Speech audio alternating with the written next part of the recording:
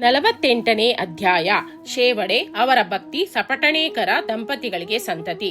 ಒಬ್ಬರು ಹೇಮಾಂಡಪಂತರನ್ನು ಸಾಯಿಬಾಬಾ ಅವರು ಗುರುಗಳೋ ಅಥವಾ ಸದ್ಗುರುಗಳೋ ಎಂದು ಕೇಳಿದರು. ಇದನ್ನು ವಿವರಿಸಲು ಹೇಮಾಂಡಪಂತರು ಸದ್ಗುರುವಿನ ಲಕ್ಷಣಗಳನ್ನು ವರ್ಣಿಸಿರುತ್ತಾರೆ. ಸದ್ಗುರುವಿನ ಲಕ್ಷಣಗಳು: ಯಾರು ವೇದಗಳನ್ನು, ವೇದಾಂತಗಳನ್ನು ಮತ್ತು ಶಾಸ್ತ್ರಗಳನ್ನು ಬೋಧಿಸುತ್ತಲೂ, ಯಾರು ತಮ್ಮ ಉಸಿರನ್ನು ಹತೋಟಿಯಲ್ಲಿ ಇಟ್ಟುಕೊಂಡು ಬ್ರಹ್ಮನನ್ನು ಕುರಿತು ಉಪನ್ಯಾಸ ಮಾಡುತ್ತಲೂ, ಯಾರು ಮಂತ್ರಗಳನ್ನು ಶಿಷ್ಯರಿಗೆ ಬೋಧಿಸಿ ಅವುಗಳನ್ನು ಜಪಿಸಲು ಶಿಷ್ಯರಿಗೆ ಹೇಳಿ ಪ್ರತಿಫಲವನ್ನು ಹೊಂದಲು ನಿರ್ದಿಷ್ಟ ಕಾಲವನ್ನು ಸೂಚಿಸಲಾರರೋ, ಯಾರು ಆತ್ಮಜ್ಞಾನವನ್ನು ನೀಡಲಾರರೋ, ಯಾರು ಆತ್ಮಜ್ಞಾನವನ್ನು ಸ್ವತಃ ಸಂಪಾದನೆ ಮಾಡಿರುವುದಿಲ್ಲವೋ ಅಂಥವರು ಸದ್ಗುರು ಎನಿಸುವುದಿಲ್ಲ. ಆದರೆ ಯಾರು ತಮ್ಮ ಉಪದೇಶಗಳಿಂದ ನಮ್ಮಲ್ಲಿರುವ ಐಹಿಕ ಭೋಗಗಳ ಚಪಲತೆಯನ್ನು ದೂರ ಮಾಡಬಲ್ಲರೋ, ಯಾರು ನಮಗೆ ಆತ್ಮಜ್ಞಾನದ ನೈಜ ಸ್ವರೂಪವನ್ನು ತೋರಿಸಬಲ್ಲರೋ, ಯಾರು ಆತ್ಮಜ್ಞಾನದ ಆಧ್ಯಾತ್ಮಿಕ ಮತ್ತು ಪ್ರಾಯೋಗಿಕ ವಿಧಾನಗಳಲ್ಲಿ ಪರಿಶ್ರಮ ಹೊಂದಿರುತ್ತಾರೆಯೋ ಅವರೇ ನಿಜವಾದ ಸದ್ಗುರುಗಳೆಂದು ನಾವು ಕರೆಯಬಹುದು. ತಾನೇ ಆತ್ಮಜ್ಞಾನವನ್ನು ಹೊಂದಿರದೆ ಇದ್ದವನು ಇತರರಿಗೆ ಏನು ದೊರಕಿಸಿಕೊಡಬಹುದು? ಸದ್ಗುರುವು ಕನಸಿನಲ್ಲಿಯೂ ಸಹ ತನ್ನ ಭಕ್ತರಿಂದ ಏನನ್ನೂ ಅಪೇಕ್ಷಿಸುವುದಿಲ್ಲ. ಅದಕ್ಕೆ ಬದಲಾಗಿ ಅವನು ಶಿಷ್ಯರ ಸೇವೆ ಮಾಡಲಿಚ್ಛಿಸುತ್ತಾನೆ. ತಾನು ಮೇಲೂ ಶಿಷ್ಯರು ಕೀಳೆಂದು ಅವನು ಭಾವಿಸಲಾರ. ತನ್ನ ಶಿಷ್ಯರನ್ನು ಸ್ವತಃ ಮಕ್ಕಳಂತೆ ಭಾವಿಸುತ್ತಾನೆ. ಸದ್ಗುರುವಿನ ಮುಖ್ಯ ಗುಣವೆಂದರೆ ಅವನು ಶಾಂತಿಯ ನಿವಾಸ. ಅವನು ಯಾವಾಗಲೂ ನಿಶ್ಚಲನಾಗಿರುತ್ತಾನೆ. ತಾನು ವಿದ್ವಾಂಸನೆಂಬ ಅಹಂಕಾರ ಅವನಿಗೆ ಇರುವುದಿಲ್ಲ. ಶ್ರೀಮಂತರಾಗಲಿ ಬಡವನಾಗಲಿ, ದೊಡ್ಡವರಾಗಲಿ ಚಿಕ್ಕವರಾಗಲಿ, ಎಲ್ಲರೂ ಅವನ ದೃಷ್ಟಿಯಲ್ಲಿ ಒಂದೇ. ಕೇವಲ ಪೂರ್ವಜನ್ಮದ ಸುಕೃತ ಫಲದಿಂದ ಮಾತ್ರವೇ ಶ್ರೀ ಸಾಯಿಬಾಬಾ ಅವರಂತಹ ಸದ್ಗುರುವಿನ ಸಂಪರ್ಕ ಹೊಂದಿ ಅವರಿಂದ ಆಶೀರ್ವದಿಸಲ್ಪಟ್ಟಿರುವುದಾಗಿ ಹೇಳಿರುತ್ತಾರೆ. ಶ್ರೀ ಹೇಮಾಂಡಪಂತರು ಬಾಬಾ ಅವರು ತುಂಬಾ ಯೌವನದಲ್ಲಿಯೂ ಸಹ ಚಿಲುಮೆ ಒಂದನ್ನು ಬಿಟ್ಟರೆ ಇನ್ಯಾವುದನ್ನು ಇಟ್ಟಿಕೊಂಡಿರಲಿಲ್ಲ. ಅವರಿಗೆ ಸಂಸಾರವಾಗಲಿ, ಸ್ನೇಹಿತರಾಗಲಿ, ಮನೆಯಾಗಲಿ ಯಾವ ಆಧಾರವೂ ಇರಲಿಲ್ಲ. 18ನೇ ವಯಸ್ಸಿನಲ್ಲಿಯೇ ಅವರು ತಮ್ಮ ಮನಸ್ಸನ್ನು ಹತೋಟಿಯಲ್ಲಿಟ್ಟುಕೊಂಡು ಅತೀತರಾಗಿದ್ದರು. ಯಾವಾಗಲೂ ನಿರ್ಭಯರಾಗಿ ಏಕಾಂತ ಸ್ಥಳದಲ್ಲಿ ಕುಳಿತು ಆತ್ಮದಲ್ಲಿ ತಲ್ಲೀನರಾಗುತ್ತಿದ್ದರು. ಅವರು ಜೀವಿಸಿದ್ದಾಗ ಯಾವ ತರದ ಅನುಭವಗಳಾದವೋ ಅದೇ ತರದ ಅನುಭವ ಭಕ್ತರಿಗೆ ಈಗಲೂ ಆಗುತ್ತಿವೆ. ಭಕ್ತರ ನಿಷ್ಕಲಂಕ ಪ್ರೇಮವನ್ನು ಅರಿತು ಅವರ ಹಿತಕ್ಕೋಸ್ಕರ ಲೌಕಿಕದಲ್ಲಿ ಸಾಮಾನ್ಯ ಮನುಷ್ಯರಂತೆ ಬಾಬಾ ಅವರು ವರ್ತಿಸಿದರು. ಭಕ್ತರು ತಮ್ಮ ವಿಶ್ವಾಸ ಮತ್ತು ಭಕ್ತಿ ಎಂಬ ಹೃದಯದ ಸೊಡರನ್ನು ಅಣಿಮಾಡಿ ಪ್ರೀತಿ ಎಂಬ ಬುದ್ಧಿಯಿಂದ ಅದನ್ನು ಉರಿಸಬೇಕು. ಹೀಗೆ ಮಾಡಿದರೆ ಜ್ಞಾನವೆಂಬ ಜ್ವಾಲೆ ಬೆಳಗಿ ಪ್ರಕಾಶಮಾನವಾಗುತ್ತದೆ. ಪ್ರೀತಿ ಇಲ್ಲದ ಜ್ಞಾನ ಒಣಭೂಮಿಯಂತೆ. ಆ ತರದ ಜ್ಞಾನವನ್ನು ಯಾರೂ ಅಪೇಕ್ಷಿಸುವುದಿಲ್ಲ. ಪ್ರೀತಿ ಇಲ್ಲದೆ ತೃಪ್ತಿ ಇರುವುದೇ ಇಲ್ಲ. ಆದುದರಿಂದ ನಮ್ಮಲ್ಲಿ ನಿಶ್ಚಲವಾದ ಅಪಾರವಾದ ಪ್ರೇಮವಿರಬೇಕು. ಆ ಪ್ರೇಮವನ್ನು ಯಾರಿಂದ ವರ್ಣಿಸಲು ಸಾಧ್ಯ? ಅದರ ಮುಂದೆ ಎಲ್ಲವೂ ಕ್ಷುಲ್ಲಕ. ಪ್ರೇಮವಿಲ್ಲದ ಪಠಣದಿಂದಾಗಲಿ ಶ್ರವಣದಿಂದಾಗಲಿ ಏನೂ ಪ್ರಯೋಜನವಿಲ್ಲ. ಪ್ರೀತಿ ಅಥವಾ ಪ್ರೇಮದ ಒಂಬೆಳಕಿನಿಂದ ಭಕ್ತಿ, ಶಾಂತಿ, ವೈರಾಗ್ಯ, ಮುಕ್ತಿ ಎಲ್ಲವೂ ದೊರಕುತ್ತವೆ. ಪ್ರೇಮವು ಯಾವುದರಲ್ಲಿಯೂ ತಾನಾಗಿಯೇ ಅಂಕುರಿಸುವುದಿಲ್ಲ. ಅದನ್ನೇ ಕುರಿತು ದೀರ್ಘವಾಗಿ ನಾವು ಶ್ರದ್ಧೆಯಿಂದ ಧ್ಯಾನ ಮಾಡಬೇಕು. ನಿಜವಾದ ಹಂಬಲ ಮತ್ತು ಸಂಯಮ ಇದ್ದರೆ ಪರಮಾತ್ಮನು ತಾನೇ ಸ್ವತಃ ಅವತರಿಸುವನು ಎಂಬುದನ್ನು ಭಕ್ತರು ಅರಿತುಕೊಳ್ಳಬೇಕು. ಆದುದರಿಂದ ಗುರುವಿನೆಡೆಗೆ ಪರಿಶುದ್ಧವಾದ ಮನಸ್ಸಿನಿಂದ ಸಾಗಿ ಅವನ ಪಾದಾರ್ಚನೆ ಮಾಡೋಣ. ಆಗ ನಾವು ಅವನಿಂದ ರಕ್ಷಿಸಲ್ಪಡುತ್ತೇವೆ. ಈ ಕೆಳಗಿನ ಭಕ್ತರ ಅನುಭವಗಳು ಈ ನೀತಿಯನ್ನು ನಿದರ್ಶಿಸುತ್ತವೆ. ಸಪಟಣೇಕರ. ಅಕ್ಕಲಕೋಟೆಯ ಸಪಟಣೇಕರ ವಿದ್ಯಾರ್ಥಿಯಾಗಿ ಕಾನೂನು ವ್ಯಾಸಂಗ ಮಾಡುತ್ತಿದ್ದರು. ಅವರು ಒಂದು ದಿನ ತಮ್ಮ ಸಹ ವಿದ್ಯಾರ್ಥಿಯಾದ ಶೇವಡೆ ಅವರನ್ನು ಸಂಧಿಸಿದರು. ಇತರ ವಿದ್ಯಾರ್ಥಿಗಳು ಕೂಡ ಗುಂಪು ಕೂಡಿಕೊಂಡು ಅವರ ವ್ಯಾಸಂಗದ ಟಿಪ್ಪಣಿಗಳನ್ನು ಹೋಲಿಸಿಕೊಂಡರು. ಇದರಿಂದ ಶೇವಡೆಯವರು ಏನೂ ಓದಿಲ್ಲವೆಂದು ಅವರನ್ನು ಎಲ್ಲರೂ ಉಪಹಾಸ ಮಾಡಿದರು. ಆಗ ಅವರು ಸರಿಯಾಗಿ ಓದದಿದ್ದರೂ ಪರವಾಗಿಲ್ಲ, ನನ್ನ ಸಾಯಿಬಾಬಾ ನನ್ನನ್ನು ಪಾಸು ಮಾಡುತ್ತಾರೆ ಎಂದರು. ಸಪಟಣೇಕರ ಅವರಿಗೆ ಆಶ್ಚರ್ಯವಾಯಿತು. ಅವರು ಶೇವಡೆ ಅವರನ್ನು ಪಕ್ಕಕ್ಕೆ ಕರೆದು ಸಾಯಿಬಾಬಾ ಅಂದರೆ ಯಾರು ಎಂದು ಕೇಳಿದರು. ಅದಕ್ಕೆ ಶೇವಡೆಯವರು, ಶಿರಡಿಯ ಮಸೀದಿಯಲ್ಲಿ ಒಬ್ಬ ಫಕೀರರು ವಾಸಿಸುತ್ತಿದ್ದಾರೆ, ಮಹಾ ಸತ್ಪುರುಷರವರು. ಅವರು ಏಕೈಕ ವ್ಯಕ್ತಿ. ಪೂರ್ವಜನ್ಮದ ಪುಣ್ಯ ಫಲವಿದ್ದಲ್ಲಿ ಮಾತ್ರ ಅವರನ್ನು ನೋಡಲು ಸಾಧ್ಯ. ನಾನು ಅವರನ್ನು ಸಂಪೂರ್ಣವಾಗಿ ನಂಬಿದ್ದೇನೆ ಮತ್ತು ಅವರು ಹೇಳುವುದು ಎಂದಿಗೂ ಸುಳ್ಳಾಗುವುದಿಲ್ಲ. ನಾನು ಮುಂದಿನ ವರ್ಷ ತೇರ್ಗಡೆಯಾಗುವೆನೆಂದು ಕಳೆದ ವರ್ಷವೇ ಅವರು ಹೇಳಿದ್ದಾರೆ.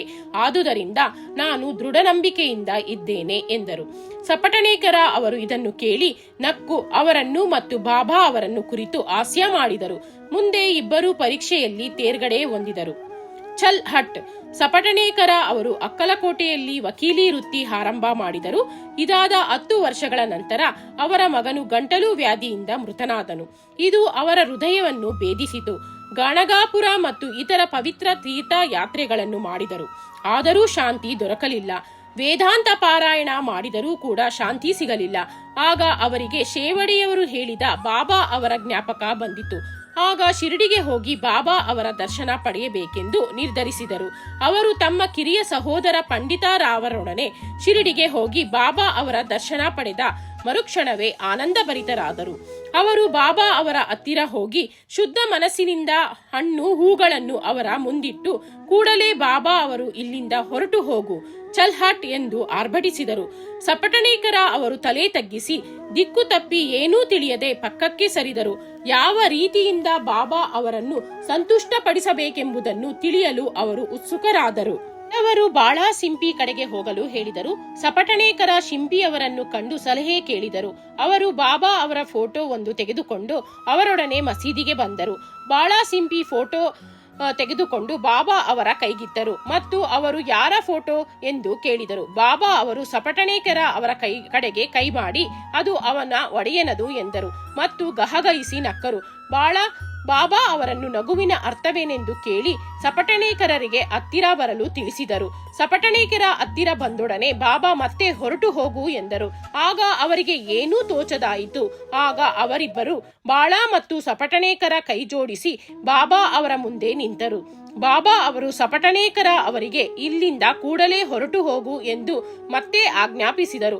ಅವರ ಆಜ್ಞೆಯನ್ನು ಪಾಲಿಸದೆ ವಿಧಿ ಇರಲಿಲ್ಲ. ಸಪಟಣೇಕರ ಅವರು ಭಾರವಾದ ಹೃದಯದಿಂದ ಶಿರಡಿ ಬಿಟ್ಟು ಹೊರಟರು. ಮುಂದಿನ ಸಲವಾದರೂ ದರ್ಶನಕ್ಕೆ ಮತ್ತು ಸೇವೆ ಅವಕಾಶ ಕೊಡಿ ಎಂದು ಪ್ರಾರ್ಥಿಸಿದರು.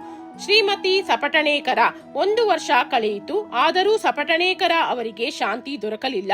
ಗಾಣಗಾಪುರಕ್ಕೆ ಮತ್ತೆ ಹೋಗಿ ಅಲ್ಲಿ ಕೆಲವು ದಿನ ಕಾಲ ಕಳೆದರು.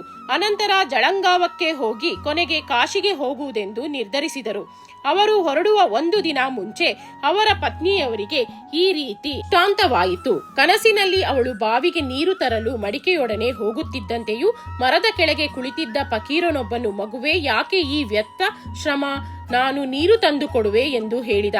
ಹಾಗೆ ಕಂಡು ಅವಳು ಎದರಿ ಓಡ ಹತ್ತಿದಳು. ಫಕೀರನು ಅವಳನ್ನು ಹಿಂಬಾಲಿಸಿದನು. ಅಷ್ಟರಲ್ಲಿ ಕನಸು ಮುಗಿದು ಕಣ್ಣು ತೆರೆದು ನೋಡಿದಳು. ಯಾರೂ ಇರಲಿಲ್ಲ. ಇದನ್ನು ಪತಿಗೆ ಹೇಳಿದಳು. ಅವರು ಇದು ಶುಭ ಶಕುನವೆಂದು ಮನಗೊಂಡು ಶಿರಡಿಗೆ ಹೋಗಲು ನಿರ್ಧರಿಸಿದರು. ಶಿರಡಿ ತಲುಪಿ ಮಸೀದಿಗೆ ಹೋದಾಗ ಬಾಬಾ ಅವರು ಅಲ್ಲಿ ಇರಲಿಲ್ಲ. ಅವರು ಲೇಂಡಿ ತೋಟಕ್ಕೆ ಹೋಗಿದ್ದರು. ಅವರು ಮಸೀದಿಗೆ ಬರುವ ತನಕ ಕಾಯುತ್ತಾ ಕುಳಿತರು. ಶ್ರೀಮತಿಯವರು ಬಾಬಾ ಅವರನ್ನು ನೋಡಿ ತಾವು ಕನಸಿನಲ್ಲಿ ಕಂಡ ಫಕೀರನಂತೆಯೇ ಅವರು ಇದ್ದುದನ್ನು ಕಂಡು ಭಕ್ತಿಪೂರ್ವಕವಾಗಿ ಅವರಿಗೆ ನಮಸ್ಕರಿಸಿದಳು. ಮತ್ತು ಅವಳ ಭಕ್ತಿಗೆ ಮನಸೋತ ಬಾಬಾ ಅಲ್ಲಿದ್ದ ಬೇರೆ ಭಕ್ತರಿಗೆ ತಮ್ಮದೇ ಆದ ಒಂದು ರೀತಿಯಲ್ಲಿ ಕತೆ ಹೇಳತೊಡಗಿದರು. ನನ್ನ ಕೈಕಾಲುಗಳು, ಹೊಟ್ಟೆ, ಸೊಂಟ ಎಲ್ಲವೂ ಬಹಳ ದಿನಗಳಿಂದ ನೋಯುತ್ತಿವೆ. ನಾನು ಅನೇಕ ಔಷಧಗಳನ್ನು ತೆಗೆದುಕೊಂಡೆ, ಆದರೂ ಗುಣವಾಗಲೇ ಇಲ್ಲ. ಔಷಧ ಬಿಟ್ಟು ಬಿಟ್ಟೆ. ಆದರೆ ಈಗ ಎಲ್ಲಾ ನೋವು ಇದ್ದಕ್ಕಿದ್ದಂತೆ ಹಾಗೆಯೇ ಹೇಗೆ ಮಾಯವಾಗಿದೆ ಎಂದು ಆಶ್ಚರ್ಯಪಡುತ್ತಿದ್ದೇನೆ ಎಂದರು. ಇಲ್ಲಿ ಬಾಬಾ ಯಾರದೇ ಹೆಸರನ್ನು ಸೂಚಿಸಿಲ್ಲವಾದರೂ ಈ ನೋವು ಶ್ರೀಮತಿಯವರದೇ ಆಗಿತ್ತು. ಬಾಬಾ ಅವರು ವರ್ಣಿಸಿದಂತೆ ಅವರ ನೋವು ಗುಣವಾಯಿತು. ಆಗ ಶ್ರೀ ಸಪಟಣೇಕರ ಅವರು ದರ್ಶನ ಪಡೆಯಲು ಮುಂದೆ ಬಂದರು. ಹಾಗೆಯೂ ಬಾಬಾ ಅವರು ಇಂದಿನಂತೆಯೇ ಚಲ್ ಹಟ್ ಎಂದರು. ಆಗ ಅವರಿಗೆ ಬಾಬಾ ಅವರ ಅಸಮಾಧಾನಕ್ಕೆ ತಮ್ಮ ಇಂದಿನ ಕರ್ಮಗಳೇ ಕಾರಣ ಎಂದು ತಿಳಿದು ಅವುಗಳನ್ನು ಸರಿಪಡಿಸಿಕೊಳ್ಳಬೇಕೆಂದು ನಿಶ್ಚಯಿಸಿದರು. ಅನಂತರ ಬಾಬಾ ಅವರ ಚರಣ ಕಮಲಗಳಿಗೆ ಎರಗಿದರು. ಆಗ ಬಾಬಾ ಸಪಟಣೇಕರ ಅವರನ್ನು ಆಶೀರ್ವದಿಸಿದರು. ಸಪಟಣೇಕರ ಬಾಬಾ ಅವರ ಪಾದ ಸಂವಾದನಾ ಮಾಡುತ್ತಾ ಕುಳಿತರು. ಆ ಸಮಯಕ್ಕೆ ಸರಿಯಾಗಿ ದನ ಕಾಯುವ ಒಬ್ಬ ಹೆಂಗಸು ಬಂದು ಬಾಬಾ ಅವರ ನಡ ತಿಕ್ಕುತ್ತಾ ಕುಳಿತಳು. ಆಗ ಬಾಬಾ ಅವರು ತಮ್ಮದೇ ಆದ ರೀತಿಯಲ್ಲಿ ಒಬ್ಬ ವರ್ತಕನ ಕತೆ ಹೇಳತೊಡಗಿದರು. ಆಗ ಸಪಟಣೇಕರ ಅವರಿಗೆ ಅದು ತಮ್ಮ ಅನುಭವವೇ ಆಗಿರುವುದನ್ನು ಕಂಡು ಬಾಬಾ ಅವರಿಗೆ ಇದೆಲ್ಲ ಹೇಗೆ ಗೊತ್ತಾಯಿತು ಎಂದು ವಿಸ್ಮಿತರಾದರು. ಅವರು ಸರ್ವಜ್ಞರೆಂಬುದನ್ನು ಮನಗಂಡರು. ಈ ರೀತಿ ಅವರ ಮನದಲ್ಲಿ ವಿಚಾರ ತರಂಗ ಎದ್ದಾಗ ಬಾಬಾ ಅವರು ದನ ಕಾಯುವಳನ್ನು ಕುರಿತು, ಇವನು ನಾನು, ಇವನ ಮಗನನ್ನು ಕೊಂದೆನೆಂದು ನನ್ನನ್ನು ದೂಷಿಸುತ್ತಾನೆ. ನಾನು ಮಕ್ಕಳನ್ನು ಕೊಲ್ಲುತ್ತೇನೆಯೇ? ಇವನು ಇಲ್ಲಿಗೆ ಬಂದು ಏಕೆ ಅಳಬೇಕು? ಈಗ ನೋಡು, ನಾನು ಅದೇ ಮಗುವನ್ನು ಅವನ ಪತ್ನಿಯ ಗರ್ಭದಲ್ಲಿ ಹಿಡುವೆನು ಎಂದು ಹೇಳಿ ಅವನ ತಲೆಯ ಮೇಲೆ ಕೈಯಿಟ್ಟು ಸಮಾಧಾನ ಪಡಿಸಿ, ಈಗ ನಿನ್ನ ಚಿಂತೆ ದೂರವಾಯಿತು. ನನ್ನಲ್ಲಿ ಅಚಲವಾದ ನಂಬಿಕೆ ಇಡು, ನಿನ್ನ ಆಭಿಷ್ಟ ಈಡೇರುತ್ತದೆ ಎಂದರು. ಸಪಟಣೇಕರ ಅವರ ಮನಸ್ಸು ಕರಗಿ ಕಂಬನಿಯಿಂದ ಬಾಬಾ ಅವರ ಪಾದಗಳನ್ನು ತೊಳೆದರು. ಅನಂತರ ಅವರು ನೈವೇದ್ಯವನ್ನು ತಯಾರಿಸಿ ಪೂಜಾ ಸಾಮಗ್ರಿಗಳೊಡನೆ ಪತ್ನಿ ಸಮೇತರಾಗಿ ಮಸೀದಿಗೆ ಬಂದು ಬಾಬಾ ಅವರಿಗೆ ಪೂಜೆ ಸಲ್ಲಿಸಿ ನೈವೇದ್ಯ ಅರ್ಪಿಸಿ ಪ್ರಸಾದ ಸ್ವೀಕರಿಸಿದರು. ನಂತರ ಪ್ರತಿದಿನ ಇದೇ ರೀತಿ ಪೂಜಿಸ ಹತ್ತಿದರು. ಒಂದು ದಿನ ಮಸೀದಿಯಲ್ಲಿ ಬಹಳ ಜನಸಂದಣಿ ಇತ್ತು. ಸಪಟಣೇಕರ ಅವರು ಸಂದಣಿಯಲ್ಲಿ ನುಗ್ಗಿ ಆಗಾಗ್ಗೆ ಬಾಬಾ ಅವರಿಗೆ ನಮಸ್ಕರಿಸುತ್ತಿದ್ದರು. ಇದನ್ನು ನೋಡಿ ಬಾಬಾ ಸಪಟಣೇಕರ ಅವರಿಗೆ, ಯಾಕೆ ಬಹಳ ನಮಸ್ಕರಿಸುತ್ತಿರುವಿ? ಪ್ರೀತಿ ಮತ್ತು ಭಕ್ತಿಯಿಂದ ಒಂದು ನಮಸ್ಕಾರವೇ ಸಾಕು ಎಂದರು. ಅಂದಿನ ರಾತ್ರಿ ಈ ಹಿಂದೆ ಹೇಳಿದ ಚಾವಡಿ ಮೆರವಣಿಗೆಯನ್ನು ಸಪಟಣೇಕರ ಕಂಡರು. ಆಗ ಬಾಬಾ ಅವರು ಅವರಿಗೆ ಪಂಡರಾಪುರದ ಪಾಂಡುರಂಗನಂತೆ ಕಂಡರು. ಮಾರನೆಯ ದಿನ ಶಿರಡಿಯಿಂದ ಹೊರಡುವುದಕ್ಕೆ ಮೊದಲು ಸಪಟಣೇಕರ ಅವರು ಬಾಬಾ ಅವರಿಗೆ 1 ರೂಪಾಯಿ ದಕ್ಷಿಣೆ ಕೊಡಬೇಕೆಂದು ಪುನಃ ಕೇಳಿದರೆ ಇಲ್ಲ ಎಂದು ಹೇಳದೆ ತಮ್ಮ ಖರ್ಚಿಗೆ ಸ್ವಲ್ಪ ಹಣ ಇಟ್ಟುಕೊಂಡು ಉಳಿದಿದ್ದೆಲ್ಲವನ್ನು ಕೊಡಬೇಕೆಂದು ಯೋಚಿಸಿದರು. ಅವರು ಮಸೀದಿಗೆ ಹೋಗಿ 1 ರೂಪಾಯಿ ದಕ್ಷಿಣೆಯನ್ನು ಅರ್ಪಿಸಿದಾಗ ಅವರ ಇಚ್ಛೆಯಂತೆಯೇ ಬಾಬಾ ಅವರು 200 ರೂಪಾಯಿ ಕೇಳಿದರು. ಅದನ್ನು ಸಪಟಣೇಕರ ಕೊಟ್ಟರು. ಆಗ ಬಾಬಾ ಅವರು, ಈ ತೆಂಗಿನಕಾಯಿಯನ್ನು ತೆಗೆದುಕೋ, ಇದನ್ನು ನಿನ್ನ ಪತ್ನಿಯ ಸೆರಗಿನಲ್ಲಿ ಹಾಕು, ಯಾವುದೊಂದು ಚಿಂತೆ ಬೇಡ, ಸುಖವಾಗಿ ಪ್ರಯಾಣ ಮಾಡು ಎಂದರು. ಬಾಬಾ ಅವರು ಹೇಳಿದಂತೆ ಸಪಟಣೇಕರ ನಡೆದುಕೊಂಡರು. 1 ವರ್ಷದೊಳಗಾಗಿ ಅವರಿಗೆ ಪುತ್ರ ಸಂತಾನವಾಯಿತು. ಮಗುವಿನ 8ನೇ ತಿಂಗಳಿನಲ್ಲಿ ದಂಪತಿಗಳಿಬ್ಬರೂ ಮಗುವಿನೊಡನೆ ಶಿರಡಿಗೆ ಬಂದರು. ಬಾಬಾ ಅವರ ಪಾದದಲ್ಲಿ ಮಗುವನ್ನು ಇಟ್ಟು, ದೇವರೇ, ನಿಮಗೆ ಸಾಷ್ಟಾಂಗ ನಮಸ್ಕಾರಗಳು. ನಿಮ್ಮ ಋಣ ತೀರಿಸುವ ಬಗೆ ನಮಗೆ ತಿಳಿಯದು. ಈ ಬಡವರನ್ನು ಆಶೀರ್ವದಿಸಿ ಕಾಪಾಡಿರಿ. ನಮಗೆ ನಿಮ್ಮ ಚರಣಗಳೇ ಸರ್ವಸ್ವ. ನಮ್ಮನ್ನು ಆಶೀರ್ವದಿಸಿರಿ ಎಂದು ಪ್ರಾರ್ಥಿಸಿದರು. ಶ್ರೀ ಸಾಯಿ ಪ್ರಣಾಮ. ಅಧ್ಯಾಯ 48 ಮುಕ್ತಾಯ.